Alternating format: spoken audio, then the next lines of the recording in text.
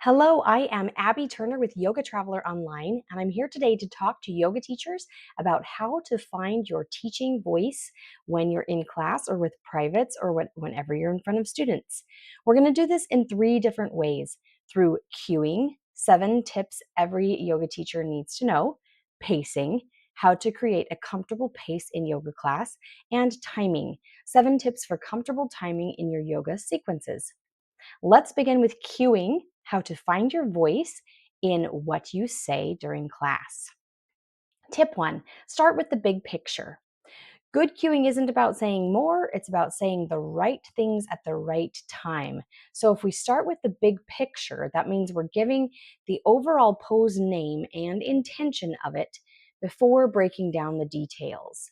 So we might say, move into Trikonasana for strength building. And then we'll start to talk about how to align yourself in Trikonasana, the kind of action words we're going to use to get students comfortable within the pose.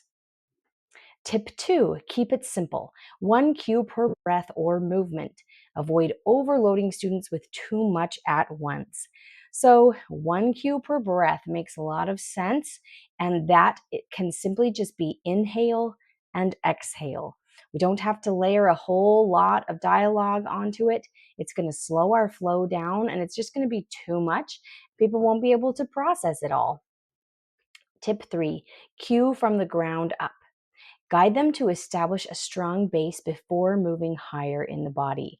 So, like in Trikonasana, we start focusing on the feet, how the feet are positioned. Maybe you're in a handstand, you're going to focus on the hands. Maybe you're seated on the floor, you'll focus on the sits bones. We start from the ground up, guiding them to get that foundation and then energetically lifting. Tip 4, use action words.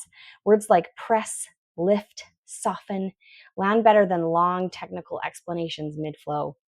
So long explanations are going to slow things down and become confusing, but a simple word like press into the floor, lift through your arms, soften through your gaze, those words are very action-oriented. People can see exactly what you need them to do, and you'll be able to see the results after you say them. Tip 5, layer cues gradually. We want to add refinements only after the basic shape is set. This goes back to the foundation. We start with the foundation and then we layer on different cues about energy, about muscles we're stimulating, whatever, after we get that basic shape set. Tip 6, offer options, not demands. Instead of saying things like, you must lift your shoulder to the sky, instead of try lifting your shoulder to the sky, or if it feels good, lift your shoulder to the sky.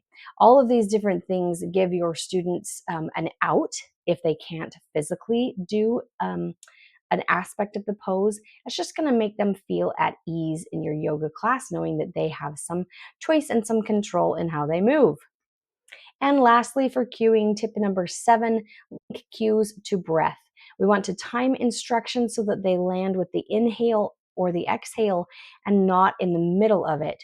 So just like those action words, inhale, press into the floor. Exhale, lift back through your hips. Those kinds of words connected with the inhale and the exhale make it less confusing for the clients, keep the flow moving along. We'll get to that with pace and timing and our very clear directions. All right, let's move on to pace, how we find our teaching voice by the pace that we set in our yoga class. So teaching isn't about rushing through poses, it's about helping students feel present and supported while they are in them. The most important thing is to start with breath. Your clients are coming from their busy day and you need to get them set and ready for focusing on their bodies and their minds. So we might give students 3 to 5 deep breaths before moving into the poses. It sets the tone and it calms the nervous system, and it sets the pace as well, especially if we do a series of counted breaths or something like that. All of a sudden, everybody's in sync. We've got the flow, which is all started from that breath. Tip 2, use clear and fewer words. Avoid overloading with cues. Short, clear instructions allow space for the practice to land.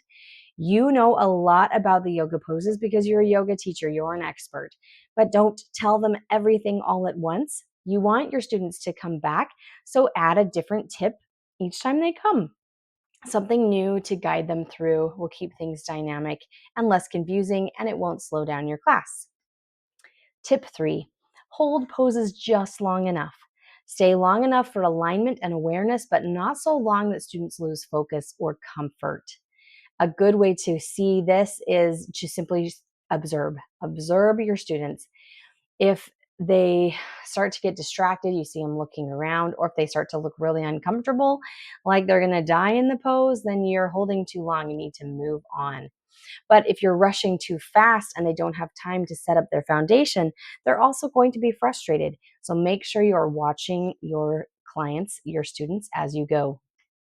Tip 4, add transitions, not just poses. Guide them mindfully from one pose to the next instead of jumping quickly. This is like if we were standing and then we go right down to seated and then we go into the ground, laying down, then maybe we're back up to standing. That's really disjointed, confusing. We want to gradually lead them. So you want to add vinyasas, transitions, these kinds of things, at a good pace as we move from one pose to the next or from section to section through your yoga class. Tip number 5, incorporate pauses. Sprinkle in moments of stillness between the flows, so between those little poses, those transitions that you just put in, to integrate breath. Sometimes we need a little moment to go, okay, I'm in a new pose, I'm going to take a breath and then move on. Just helps that mental flow and physical as well. Tip number 6, mirror their energy. Notice the room's pace and adjust. Not every class needs to be fast or slow. So sometimes the energy in the class is just slower, lower. It's more restful. So you're going to slow down as well. Or if everyone comes in hyped up, then you might mirror that. It will help your students to feel comfortable once again if you are mirroring their energy. And number 7 tip about pace is to cue breath over shape. Remind students to link movement to breath. It naturally slows things down. So when we lift our arms on the inhale and lower our arms on the exhale, all of a sudden we're slowing down. We're paying attention again. We're starting to feel breath all through our body and not just rushing through. All right, timing. Last chapter here. Find your voice, your teaching voice through timing your sequences. This is similar to pace, but there are some differences. We'll go through it and discover. Your sequence might be amazing, but the timing is what makes it land. Here's how to keep it balanced and supportive for your students. So we're going to, first tip, know the purpose of our sequence.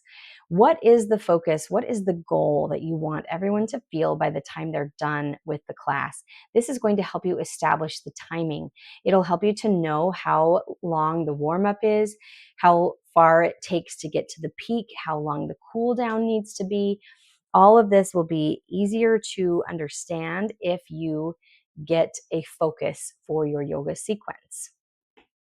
Tip 2, test it yourself. Practice your sequence out loud and see if it feels rushed or sluggish. I like to practice it physically and out loud, saying it, speaking it, doing it all at once so that you can find where those lags are. You can find how it feels in your body and you'll be more easily adapted to your students. Tip 3, give space for breath. Allow at least 2 to 3 breaths per pose. So this is in a sun salutation in a slower class. So inhale, 2, 3, 4. Exhale, 2, 3, 4. That kind of thing. Or inhale and hold it up there for a breath, exhale, then fold, that kind of thing. That will set the timing and pace in a slower class. If you're in a faster class, like a vinyasa flow class, then a sun salutation is going to have one breath per pose within that flow. So inhale, lift, exhale, fold. That's going to move your timing around faster. And this goes back to your purpose within the yoga class. So whatever goal you want to be achieved by the end of the session. Tip number 4, balance both sides. If one side of a sequence takes 90 seconds, aim for the same on the other. We fall afoul of this when we do one side and we explain everything. It takes a little bit of long. And then our second side, we think everybody knows it all, so we just rush through. Try not to do this. One tip I like to do is to explain the foundations in the first side and then give refinements on the second side. That way you hopefully even out your time. Tip number 5, watch your clock, not just your plan.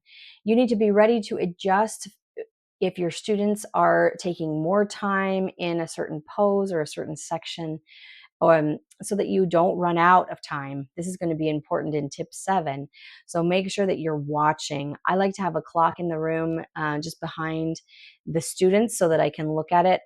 A wristwatch works fine too, but you do want to be aware of how your class is running. Tip number 6, build in catch-up moments. Pauses in child's pose for breath helps realign the timing if things start to run long. So you might notice, oh, I'm running out of time. Bring them down to child's pose. Give them a minute to rest and give your mind a minute to go, okay, how am I going to adjust this? How am I going to make sure that I have enough time to lead into the end? Which is the last tip, number 7, end before the end. Leave extra moments for Shavasana and a mindful closing instead of just cramming it all in. So we don't want to run out of time for this ending. It feels very abrupt to just all of a sudden be laying down without any lead in. And it's very abrupt to all of a sudden get back up again because the class is over. You have to have time to lower them into Shavasana and gently lead them back out. So watch your clock, work on that timing tip. All right, thank you so much for all of your attention. Like this video, follow me at Yoga Traveler Online, and share this video with a yoga teacher you love. Thanks so much. I'll see you next time on your mat.